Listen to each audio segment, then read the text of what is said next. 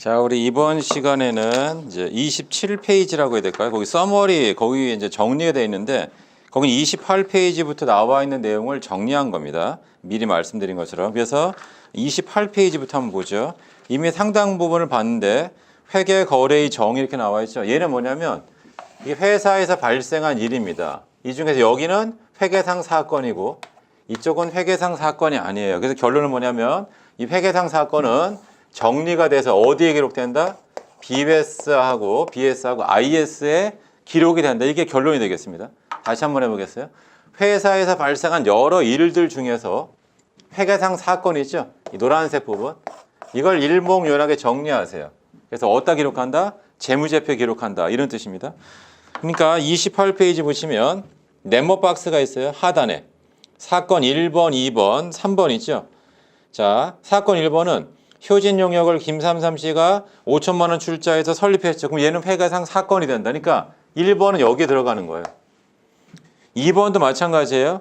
효진 용역은 화재가 발생해서 100만 원을 구입한 사무용 책상이 소실됐죠. 2번도 여기에 들어간다.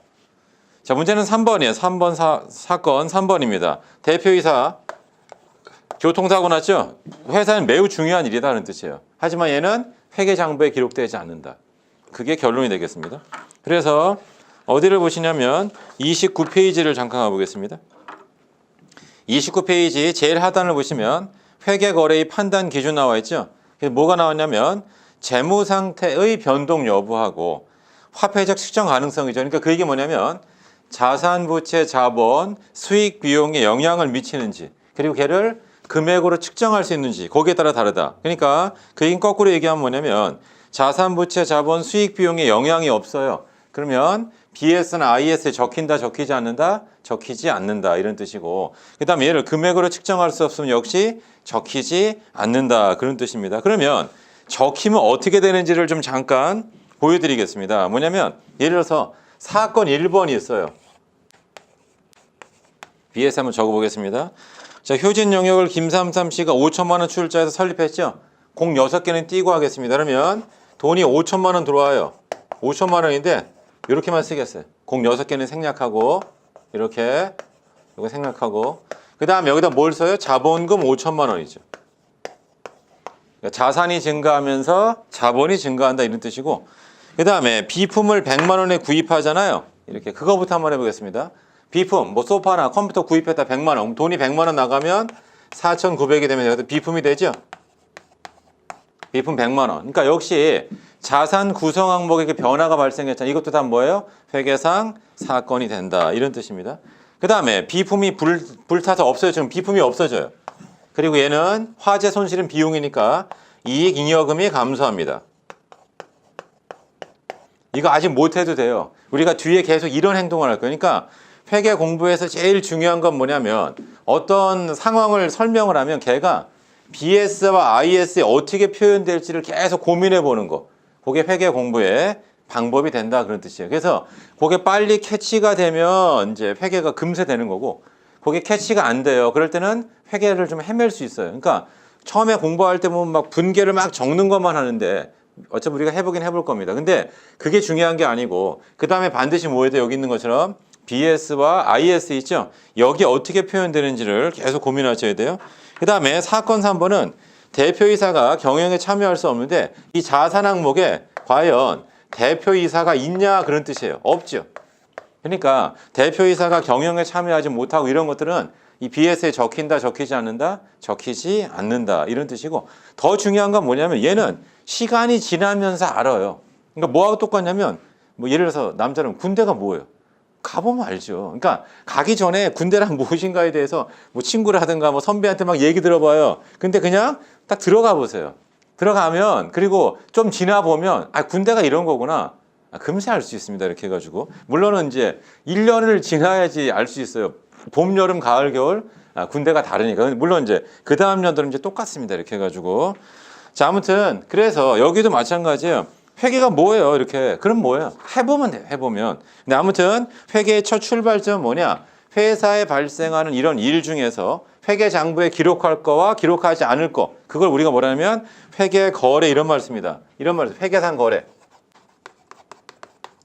근데 여러분들은 여기 거래란 말 대신에 사건이에요, 사건.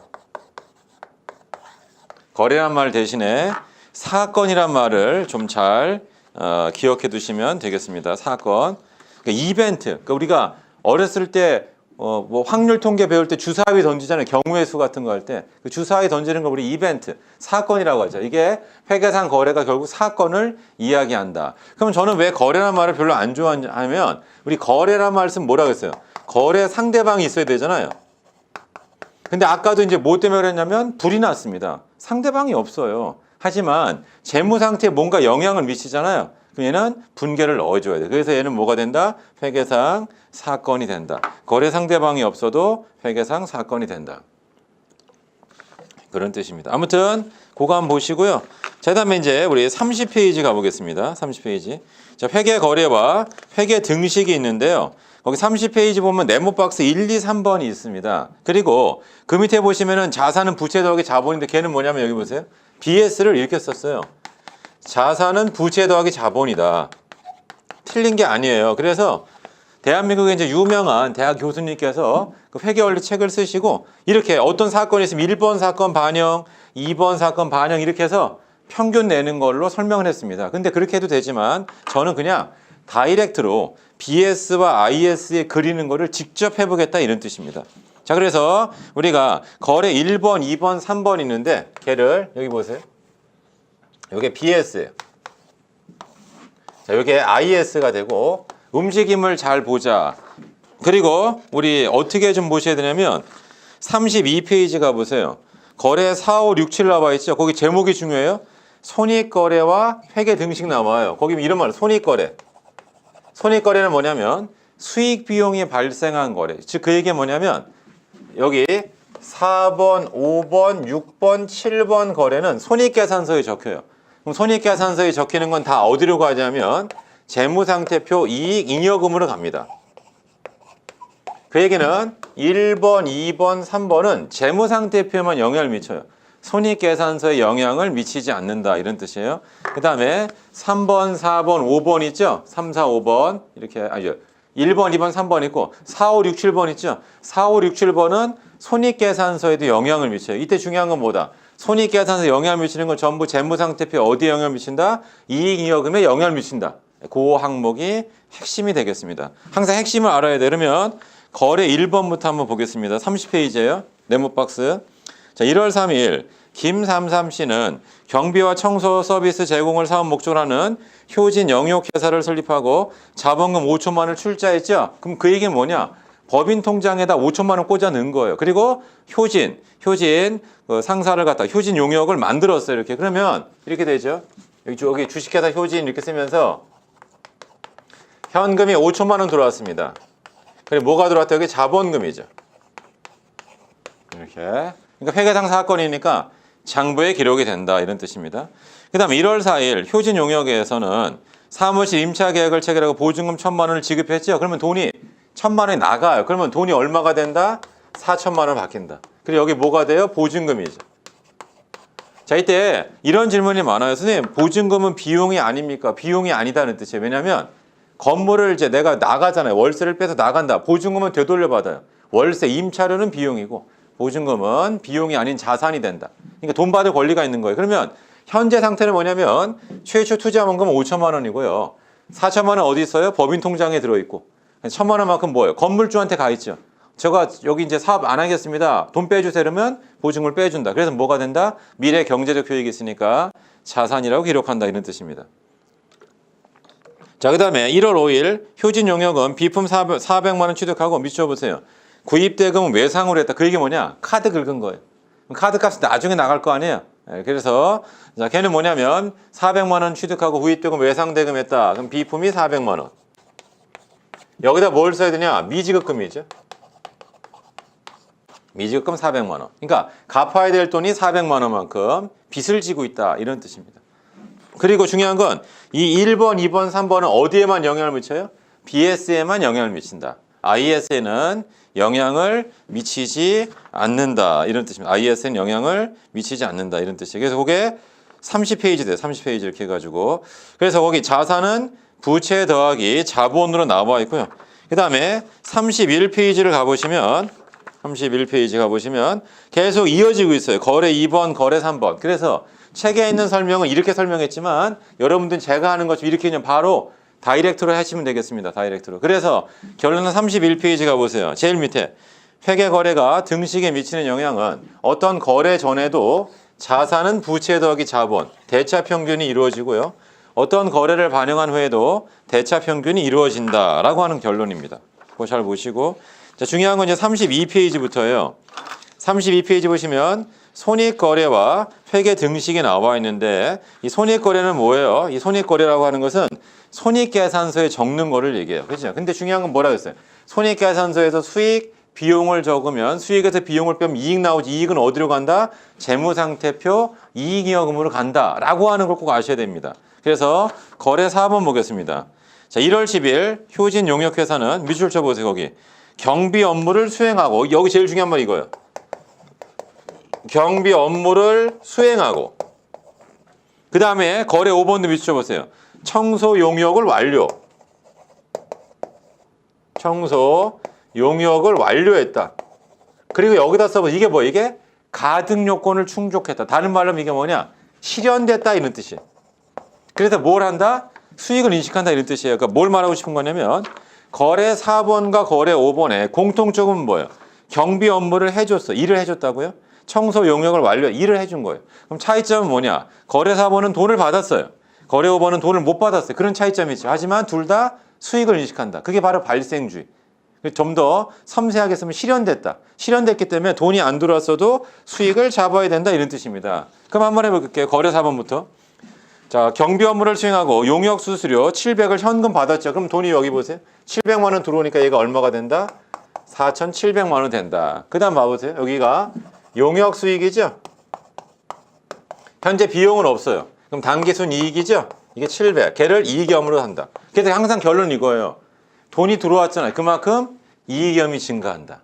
그래서 대부분 회계를 처음 하는 사람은 얘를 분계를 쓰면 이렇게 돼요. 현금 700만 원 그리고 여기다 용역 수익 700만 원 이렇게 분계를 씁니다. 그럼 제가 얘기하죠. 그럼 얘를 재무상태표하고 손익계산서 한번 넣어보세요. 그러면 재무상태표 여기다 4,700에서 700을 넣어요. 손익계산서 용역 수익을 넣어요. 그 다음에 멈춰 있습니다. 그럼 제가 얘기했죠. 아니, 대차 평균이 아니에요? 여기 700 적었으면 여기다 어디다 적어요? 그러면 그때부터 당황하기 시작합니다. 왜 당황하냐면 그러게요. 여기는 부채 자본을 적는데 수익은 어디다 적습니까? 그래서 항상 뭐라고 했어요? 수익이 발생하면 자본이 증가한다고 했죠? 수익이 발생하면 단기순이익이 증가하고 이익이 증가해서 자본이 증가한다. 그러니까 들어온 돈만큼 자본이 증가한다. 이거를 떠올릴 수 있어야 돼요. 그게 항상 뭐냐? 재무상태표 중심 사고방식이에요. 재무상태표 중심으로 사고한다. 지금 이게 엄청나게 중요한 거예요. 그래서 제가 책에는 한 줄씩 이렇게 썼잖아요. 이게 마치 뭐하고 똑같냐면 우리가 말 같은 거 배울 때 어떤 뭐 단어 낱말 카드 같은 거 만들어 애들한테 알파벳 A, B, C, D 뭐 해가지고 그건 애들이고 우리는 뭐예요? 그냥 빨리빨리 해야죠. 빨리빨리. 그러니까 여기 나와 있는 것처럼 들어온 돈만큼 이익이 증가하는구나. 이걸 다이렉트로 생각할 수 있어야 되겠습니다. 자, 이제 거래 5번 한번 해보죠.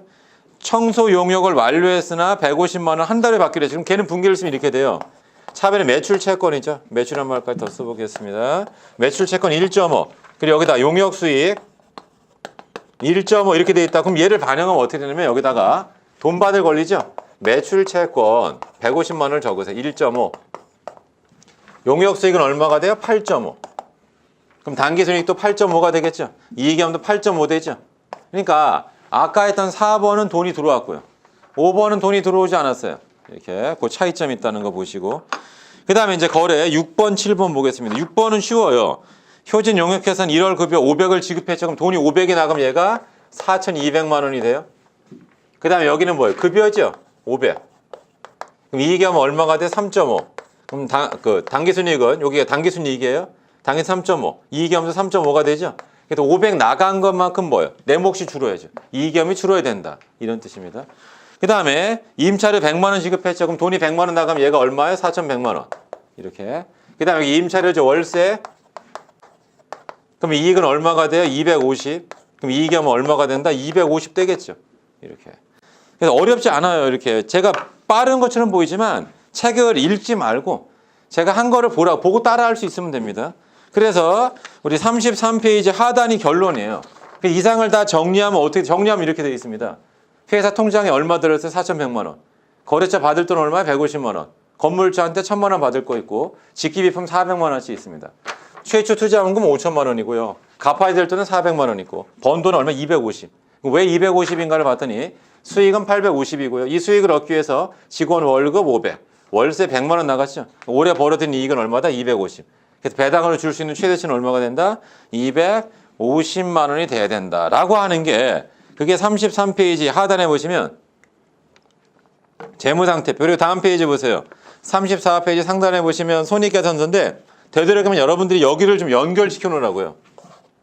그러니까 재무상태표의 이익겸 250만 원하고 손익계산서의 단기순이익 있죠? 이걸 연결시켜 보라. 단기순이익 어디로 가야 된다? 이익, 잉여금으로 간다. 단기순이익은 어디로 간다? 이익, 잉여금으로 가야 된다. 이런 뜻입니다. 그거 하나 보시고. 자, 그 다음에 우리 34페이지 있죠? 예제 있습니다. 예제 하나 또 별표 치시고 지금 똑같은 거를 연습을 하는데 뭐 때문에 해보냐면 35페이지고 해설이 있어요. 해설해 보시면 거래 1, 2, 3, 4, 5, 6, 7, 8번 있죠. 그거를 이렇게 쭉 써서 내려갔잖아요. 그렇게 하지 말란 말이에요. 그거 지우라고요. 그럼 뭐부터 한다? 35페이지 밑에 보면 재무상태표가 있고 우리 36페이지 상단에 보시면 거기 손익계산서가 있죠. 그거를 다이렉트로 그릴 수 있어야 돼요. 재무상태표와 손익계산서를 다이렉트로 그릴 수 있어야겠다. 이런 뜻입니다. 자, 그럼 우리 예제 그것까지 한번 더 해보겠습니다. 자, 우리 34페이지 보시면 나와 있는 게 이거 똑같아요. BS가 있고 저기 IS가 있죠. 수익에서 비용을 빼면 단계순이익 나오고 걔를 어디다 적는다? 여기 이익겸에다 갖다 적는다라고 하는 게 핵심이 되겠습니다. 그 다음에 묶어보세요. 1, 2, 3, 4를 묶어보시고 5, 6, 7, 8을 묶어보세요. 이렇게. 그러니까 여기 나와 있는 것처럼 1번, 2번, 3번, 4번은 재무상태표에만 영향을 미쳐요. 자, 그 다음에 이렇게 5번, 6번, 7번, 8번 있죠? 얘는 뭐예요? 손익계산서에 영향을 미치고 손익계산에 미친 영향은 다 어디로 가야 된다? 이익, 잉여금으로 가야 된다. 이런 뜻입니다. 그럼 같이 한번 보죠. 1번. 자, 김삼삼 변호사는 효진 법인을 설립하고 자본금 1,000만 원 납입했죠. 그럼 이렇게 쓰면 됩니다. 여기 현금이 1,000만 원 들어오고 여기 자본금 얼마가 된다? 1,000만 원. 자, 이 다음 2번 뭐죠? 똑같아요. 그러니까 이거를 여러분 해답에 있는 것처럼 이렇게 선을 이렇게 해서 줄로 쭉쭉쭉 가도 되지만 이렇게 하지 말고 그냥 다이렉트로 하라고 할 수 있으니까. 이게 되게 어려워요. 제가 늘 얘기했잖아요. 뭐 변호사님들이 이런 분들도 힘들어한다니까요. 이렇게 어려워합니다. 아무리 공부 많이 해도 그러니까 의학 박사 여기다 의사분들 데려다 놓고 소용없어요. 이걸 직접 해보지 않으면 어렵다 그런 뜻입니다. 직접 해보지 않으면 어려워요. 우리 막 뭐 도자기를 굽는다 한번 해보세요. 체험에 이거 해보지 않으면 못한다고 이렇게 해가지고. 자, 아무튼 요거 그다음 2번 보겠습니다. 임차 계약을 체결하고 보증금 500을 현금 지급했죠. 그럼 돈이 500이 나가면 500만 남고요. 여기다가 보증금 있죠. 보증금 얼마가 남는다? 보증금 500이 남는다. 이렇게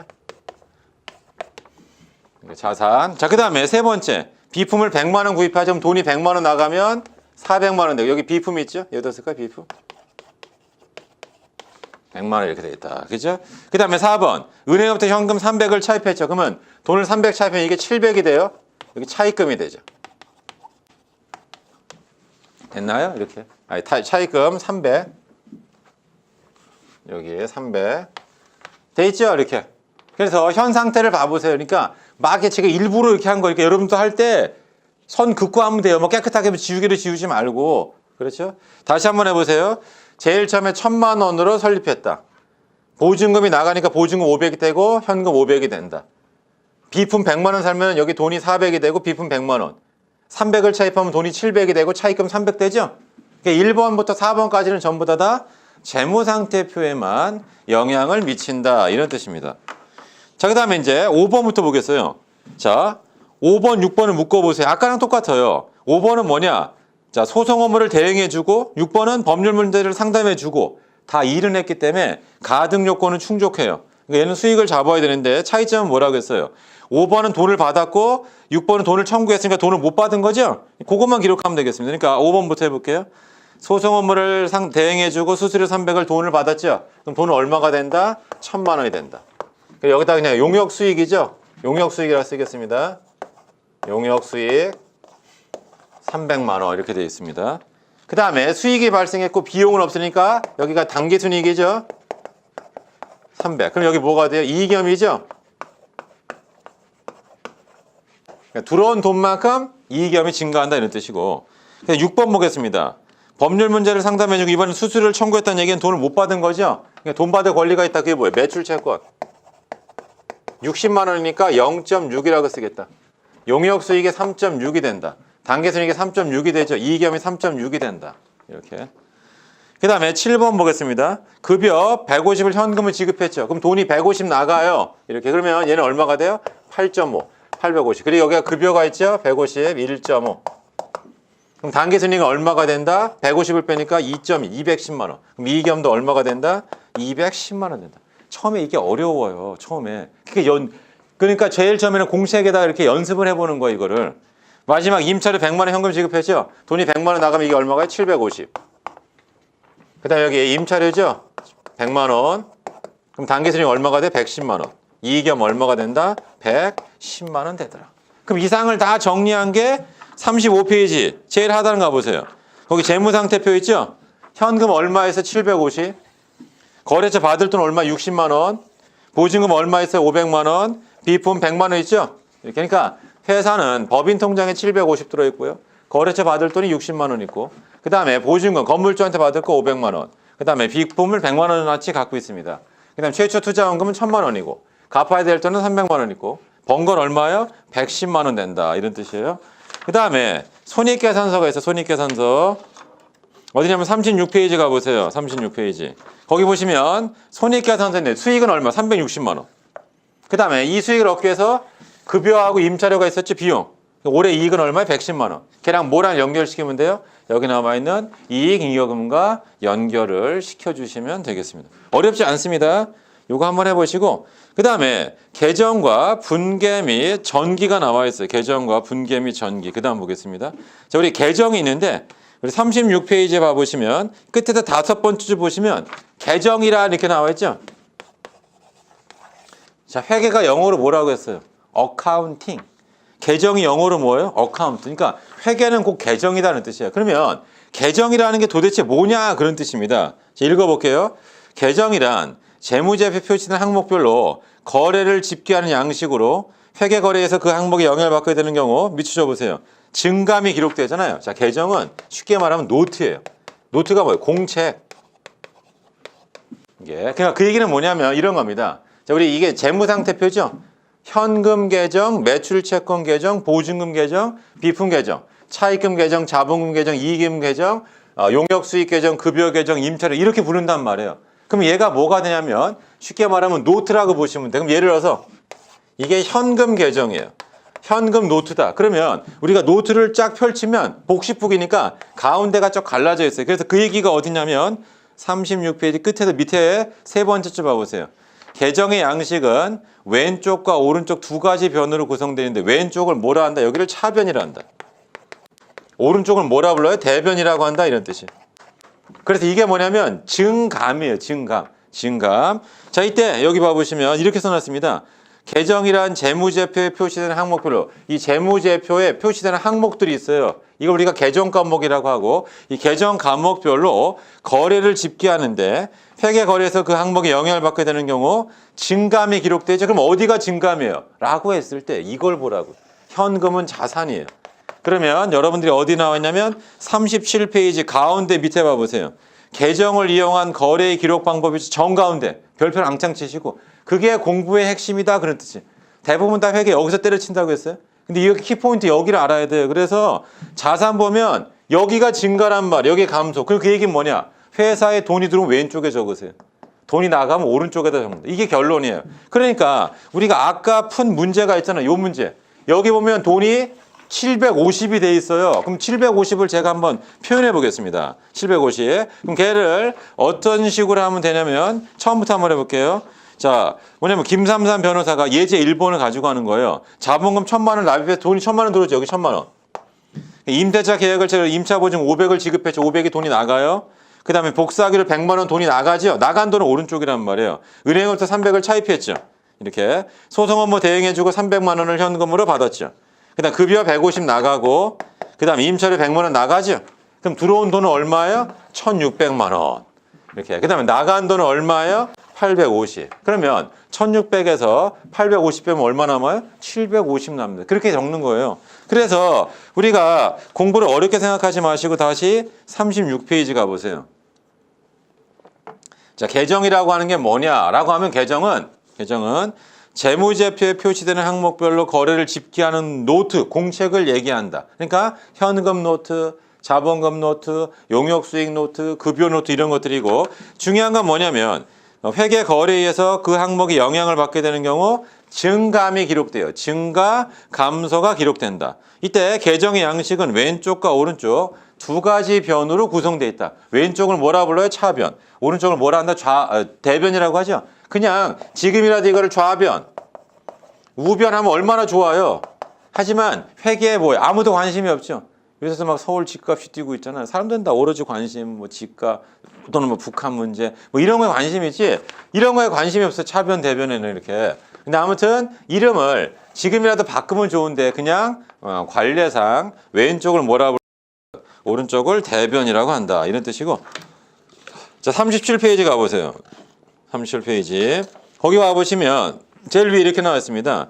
기업에서 수많은 이제 회계 거래가 있어서 이걸 계정에 기입되는데 기입할 때마다 잔액식 또는 뭐 표준식 계정을 그릴 수 없기 때문에 보통 수업 목적상은 T자 모양으로 이렇게 이걸 보통 T 계정이다. T자 모양이죠. 왼쪽에 차변, 오른쪽에 대변. T 계정에다가 정리한다 이런 뜻입니다. 그 다음이 중요해요. 그래서 거기 뭐뭐뭐 계정 나와 있지 이렇게 썼잖아요. XXX 계정. 이게 뭐예요? 현금 계정이다. 또는 급여 계정이다. 또는 이익금 계정이다. 또는 차입금 계정이다. 이렇게 보시면 돼요. 그래서 기업활동 과정에서 발생하는 회계거래를 각 계정에 기입하는 방법은 다음 그림과 같았죠. 그 그림을 설명한 거고 이때 중요한 거는 그럼 선생님 증가는 무조건 왼쪽에 차변입니까? 아니라고요. 그래서 그게 뭐냐면 원래 위치를 기억하라. 그 원래 위치에서 제가 뭘로 했냐면 시산표라는 걸 한 적이 있었습니다. 여기 보세요. 지난 시간에 했었어요. 시산표. 우리가 트라이얼 밸런스라고 해서 TV라는 말을 썼어요. TV, 시산표. 시산표는 어떻게 되어 있냐? 여기 자산, 부채, 자본, 그리고 수익, 비용 이렇게 되어 있어요. 그리고 왼쪽과 오른쪽의 합은 일치한다. 대차평균이죠. 그래서 이거를 왜 그려봤냐면 자산은 결국 왼쪽에 적어요. 그 얘기는 뭐냐? 자산은 증가가 차변이에요. 그러니까 자산 증가 왼쪽, 그럼 자산 감소는 오른쪽. 부채 증가 오른쪽, 부채 감소 왼쪽. 자본 증가 오른쪽, 자본 감소 왼쪽. 수익 발생 오른쪽, 수익 취소 왼쪽. 비용 발생 왼쪽, 비용의 취소 오른쪽. 그게 37페이지 가보시면 계정을 이용한 거래 기록 방법이죠. 마치 수학으로 말하면 뭐가 똑같아요? 인수분해하는 거. 우리 영어로 말하면 오형식 있잖아요. 주어 다음에 동사 와야 돼요. 막 주어 다음에 목적어 쓰면 안 돼. 우리 한국말 아니잖아 이렇게. 그러니까 주어 다음에 동사 다음에 목적어 쓰고 이렇게 해서 영어 배우려면 그런 것처럼 어떤 법칙이 있단 말이에요. 그래서 어떻게 되냐? 자산은 증가가 왼쪽. 그래서 얘를 뭐라 하냐면 자산은 차변 잔액이다 이런 말 써요. 그러니까 우리 아까 걸로 말하면 이렇게 돼요. 돈이 1,600만 원 들어가고요. 850만 원 나오면 왼쪽이 더 커요. 얼마가 더 커요? 750. 그래서 최종적으로 재무상태표는 최종적인 여기 재무상태표에 현금 얼마죠? 750 적잖아요. 차변 잔액으로 750을 적는다. 이런 뜻이죠. 그리고 그게 37페이지에 있는데 가운데쯤에 있는 그 설명을 좀 보자. 가운데 있는 설명을 보자. 이런 뜻입니다.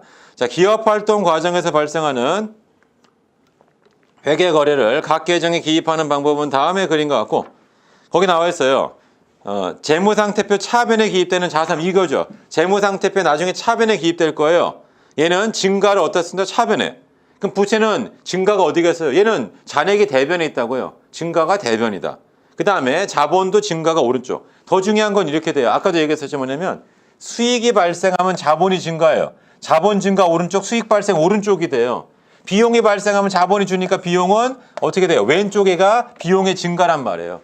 그래서 그게 37페이지 그 밑에 하단 있죠. 하단. 제일 밑에 하단. 거기 나와 있는 게 이제 그런 설명입니다. 그래서 제일 중요한 건 제가 증가 쪽에 또는 발생 쪽에다가 음영을 칠해놨어요. 그럼 어떻게 돼요? 자산 증가는 왼쪽 차변, 부채 증가 오른쪽. 똑같은 얘기를 계속 반복하는 거예요. 언제까지? 여러분들이 그걸 자연스럽게 알 때까지 계속 얘기하는 겁니다. 주어 다음에 뭐 나온다고요? 동사 나온다고, 동사. 영어 배울 때, 그죠? 주어 다음에 동사 나온다고. 자꾸 막, 선생님, 목적어는요? 그러면 안 된다고요. 그거는 한국말 하는 거고, 영어 할 땐 주어 다음에 동사. 그런 것처럼 자산 증가 어디에요? 차변. 이렇게 부채, 어디 대변, 자본, 대변이라면 수익 발생 오른쪽이에요. 이렇게. 그래서 여기 봐보세요. 수익은 오른쪽이라고요. 비용은 왼쪽이란 말이에요. 그렇죠? 그러니까 수익이 발생하면 자본이 증가한다. 그러니까 자본도 오른쪽, 수익도 오른쪽. 느낌이 오나요? 네. 처음에는 어렵죠. 나중에 보면 너무 당연한 건데 이게 어렵다고요. 그러니까 우리가 길을 가요. 우리 우측 통행하잖아요. 차로 다닐 때.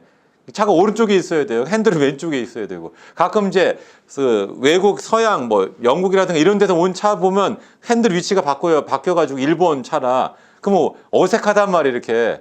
핸들이 왼쪽에, 차의 왼쪽에 있어야 되는데 이렇게 왼쪽에 있어야 되는데 오른쪽에 있는 거예요. 그럼 운전자가 내 바로 옆에서 보이잖아요. 내가 운전할 때. 그럼 당황스럽죠. 이렇게. 운전사 옆에는 이제 조수석이 있어야 되는데 그렇게 안 되고. 자, 아무튼 그래서 우리 37페이지 하단이 엄청나게 중요한 겁니다. 제일 중요한 거예요. 제일 중요한 거. 그래서 원래는 뭐냐면 재무회계 바로 들어가도 돼요. 근데 이런 거를 알고 재무회계 와야 조금 재무회계를 할 수 있으니까 설명을 미리 드리는 거고요. 그 다음에 37페이지 하단에 보시면 계정 과목이에요. 그래서 제가 이건 첫 시간에 설명드렸었죠. 현금, 돈이잖아요. 돈이라고 쓰면 돼야 하는데 안 된다. 왜? 돈은 돼지 돈자에서 돼지라고 사람들이 생각할 수 있다. 산타페가 있어요. 산타페 자동차 아닙니까? 근데 캔커피에도 산타페가 있다고요. 그렇잖아요. 그러니까 우리가 웬만하면 회계는 비교하는 거니까 계정 과목 명칭을 좀 통일시켜서 해보자. 이런 뜻이에요. 그래서 거기에는 뭐가 나오면 티코가 나왔죠. 티코라는 차 아나요? 그 티코라는 차 모르는 분들이 수룩하더라고요. 이렇게. 그래서 좀 당황했습니다. 이렇게. 근데 티코가 이제 뭘로 변신됐냐면 마티즈 알아요? 마티즈. 그게 지금은 스파크. 그러니까 기아에서는 모닝이 나오지. 경차 얘기하는 거고. 이게 예전에 이게 제가 어렸을 때 김우중 회장이 있었습니다. 대우의 김우중 회장이 티코가 제일 처음 나왔어요. 조그만 차가. 그럼 그 회장이 아침에 뉴스에 김우중 회장이 출근하실 때 티코 타고 출근했어요. 왜? 차 홍보하려고. 대기업 회장이 타도 안전하고 차 잘 나간다 홍보하려고 티코를 탄 거야, 이렇게. 그러니까 마치 이제 뭐 기아 자동차 회장이, 정의선 회장이 뭐 하는 거예요? 모닝 타고 출근하는 거예요. 이렇게. 그런 거랑 비슷한 거지, 이렇게. 자, 아무튼 그래서 거기 티코가 나와 있는데 티코라고 쓰지 말고 차량 운반고라고 쓰자. 이런 뜻입니다. 그리고 그렇게 하는 건 뭐냐? 회계는 결국 비교의 학문이 된다. 회계는 결국 비교의 학문이 된다. 이런 뜻입니다. 자, 그다음에 이제 가로 2번만 잠깐 설명드리고 이번 시간을 마치겠습니다. 자, 거래 이중성과 거래 요소의 결합 관계인데 우리가 복식부기라고 해요. 복식부기. 복식부기가 뭐예요? 하나의 사건은 반드시 차변과 대변 요소를 동시에 가지고 있죠. 이렇게. 그래서 결론은 뭐냐? 거래 이중성이라는 게 하나의 사건을 차변과 대변을 다 쓰라. 아까 우리 얘기했었어요. 일해주고 돈 받았다. 현금, 용역수익 쓰란 말이에요. 복식부기로 이렇게. 그래서 결론은 38페이지 제일 하단을 가보시면 거래 요소의 결합 관계가 나와 있습니다. 이걸 우리가 뭐라는 거기다 좀 써놓으세요. 얘를 거래의 8요소라 불러요. 거래의 8요소. 8가지 요소가 된다. 이런 뜻입니다. 거래의 8요소. 8가지 요소. 자, 이때 자산증이 나와 있는데 이거는 시산표 뭐란 말이에요? 원래 위치. 이게 증가란 말이에요. 자산 증가 왼쪽 차변. 부채 증가 오른쪽. 그럼 자산 감소는 오른쪽, 부채 감소 왼쪽 되는 거예요. 그 다음에 자본 증가 오른쪽, 수익 발생 오른쪽, 비용 발생 왼쪽이죠. 그럼 이런 사람들이 있습니다. 아, 선생님, 우리가 자산, 부채, 자본, 수익, 비용 5가지고요. 증가 있으면 감소 있잖아요. 5 곱하기는 10이니까 거래의 10요소 아닙니까? 근데 8요소란 말이에요. 왜냐하면 수익의 발생은 오른쪽인데 수익의 취소가 왼쪽이에요. 그럼 누가 물어봐요? 수익의 취소가 뭐예요?